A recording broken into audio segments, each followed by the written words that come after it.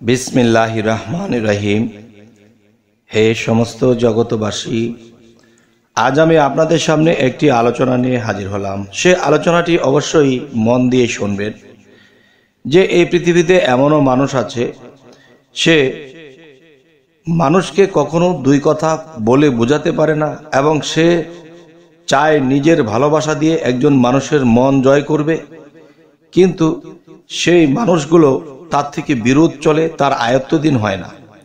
যার ফলে সে কাজ করে, ব্যবসা করে, অফিস করে, কোনো কিছু করেই সে সুবিধা করতে পারে না, তার মন সবসময় খারাপ থাকে। তো এমন কোনো ব্যক্তি যদি আপনি হয়ে থাকেন যে মানুষ আপনার আয়ত্তাধীন হচ্ছে না, তখন আপনি কি করবেন? দেখেন, আদম জাতি এমনই একটা বিষয়। দেখবেন, একজন মানুষ যদি সংসারে বা সমাজে চলাফেরা করে এবং সে যদি নিঃসঙ্গ হয়, কোনো মানুষ তার সাথে মেশে না, তার সাথে কথা বলে না, তাকে দেখলে এড়িয়ে চলে যায়, এবং সে যাই কাজকাম করে, এ দিয়ে খাওয়া দাওয়া করে, কিন্তু একা একা কেমন জানি লাগে। তো এই পৃথিবীর সমস্ত কিছু সৃষ্টির আগে আল্লাহও কিন্তু একা ছিলেন, কিন্তু একা একা কিন্তু আল্লাহরও ভালো লাগে না। ঠিক আদমের সুরত, আদম জাতি কোত্থেকে আসছে? আল্লাহ থেকেই তো আসছে।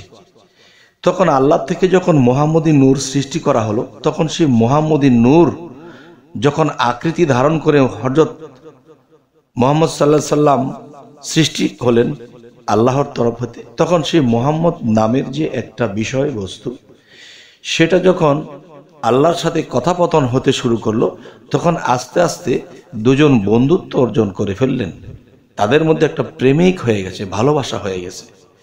তখন এই মুহাম্মদ সাল্লাল্লাহু আলাইহি সাল্লামের যে নূর, এই নূরকে সৃষ্টি করে সমস্ত জাহান সৃষ্টি করলেন আল্লাহ।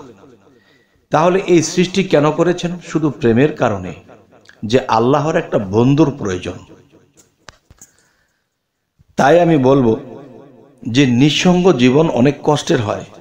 তাই অনেক মানুষ আছে পৃথিবীতে যে চলছে, ফিরছে, খাচ্ছে সামাজিকভাবে, কিন্তু দেখা গেছে তার সঙ্গ কেউ দেয় না, কেউ তার আয়ত্তাধীন না, কেউ তার কথা শোনে না। জগতে চলতে গেলে সকলেই কিন্তু সকলের প্রয়োজন। এখন এই লোকটি যখন নিঃসঙ্গ হয়ে ঘুরতে থাকে, তখন তার মনের অবস্থা ভালো থাকে না, তার দুনিয়াটা বেতৃষ্ণা লাগে।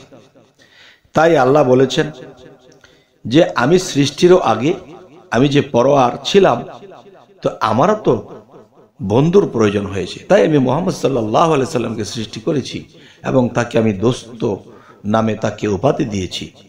তার সাথে আমার মহাপ্রেম চলছে। তাহলে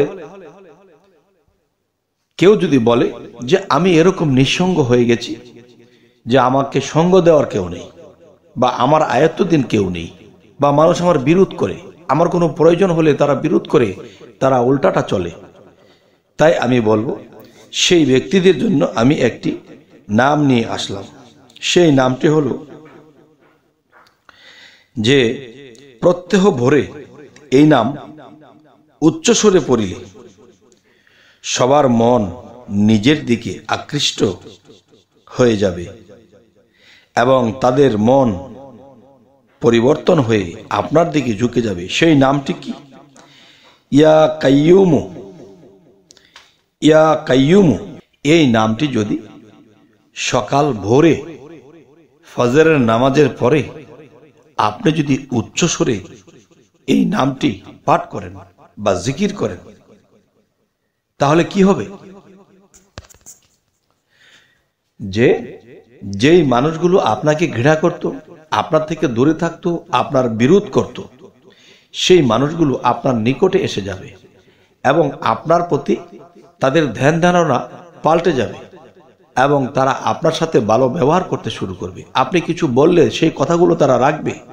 তাদের যদি কষ্টও হয়, তবু তাদের এই কথাগুলো তারা রাখবে। তাই আমি আপনাদের সামনে এমন কিছু আলোচনা নিয়ে এসেছি যে মানুষের দৈনন্দিন জীবনে যে কষ্টগুলো করে, সেই কষ্ট থেকে যেন তারা মুক্ত পায় এবং ভালো থাকে। আরো একটা বিষয় হলো যে মানুষ অতিরিক্ত ঘুমায়, অতিরিক্ত ভোজন করে এবং অতিরিক্ত ঘুমায়। দেখেন, মানুষ ঘুমানো উচিত, কারণ পরিমাণের থেকে যখন ঘুম বেশি হয়ে যাবে তখন শরীর নষ্ট হবে, মন নষ্ট হবে, আপনার দুনিয়াবি কাজ নষ্ট হবে এবং আখিরাতের আল্লাহর যে কাজ করবেন সেটিও আপনার নষ্ট হবে।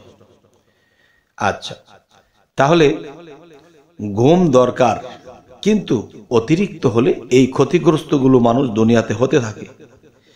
আচ্ছা, তাহলে অতিরিক্ত ঘুমান্ত ব্যক্তি ভালো নয়, তার ভবিষ্যৎ ভালো হয় না। তাই আমি বলবো, সদা সর্বদা পড়িলে তার নিদ্রা কমে যাবে। যে আপনি যখন ফজরের পরে যে উচ্চ স্বরে যখন আপনি ইয়া কাইয়ুমু এই নামটি যখন জিকির করবেন উচ্চ স্বরে, তখন মানুষ আপনার আয়াত্তদিন হবে, আপনাকে বিরোধ করার মতো লোক থাকবে না, সকলে আপনার সাপোর্টার হবে। দেখেন, মানুষ জীবনে কিছু করতে গেলে যত টাকা পয়সার মালিক হোক, তার পক্ষে যদি সাধারণ অসাধারণ সকল স্তরের মানুষ যদি তার সাপোর্ট না থাকে, তাহলে তার অর্থ দিয়ে কিছু হবে না। তাই বলবো যে সদা সর্বদা যখন জপনা করা হবে তখন আপনার ঘুম কমবে এবং আপনি টাইম টু টাইম আল্লাহর কাজগুলো করতে পারবেন। নিজের দেহের এবং নিজের সংসার, পারিবারিক, অফিস আদালত, ব্যবসা বাণিজ্য সমস্ত কিছু সুন্দর মতো চলবে এবং আপনার ইবাদতও ঠিক মতো চলবে। এমনও হয়ে যাবে এই নামের গুণে যে আপনি নিয়ম করে নিয়েছেন যে এই নিয়মে আমি এই সময় আল্লাহর ইবাদত করতে জমে বসে যাব।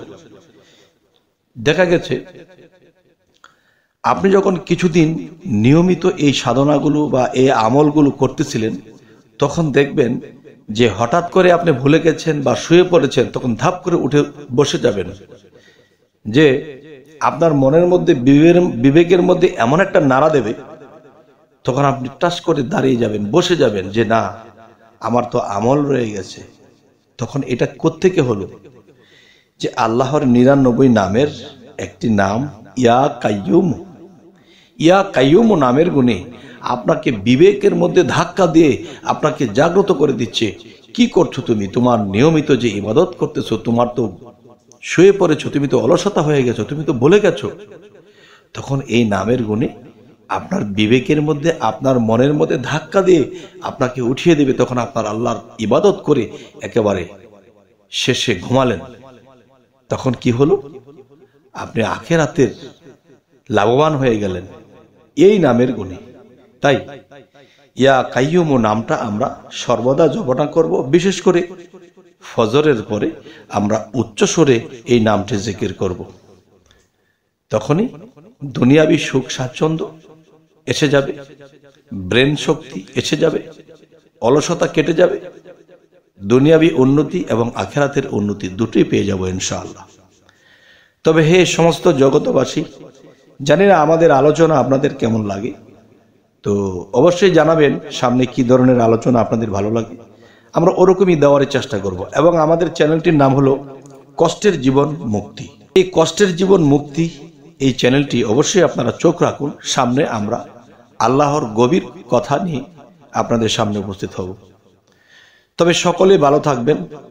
আল্লাহ হাফিজ।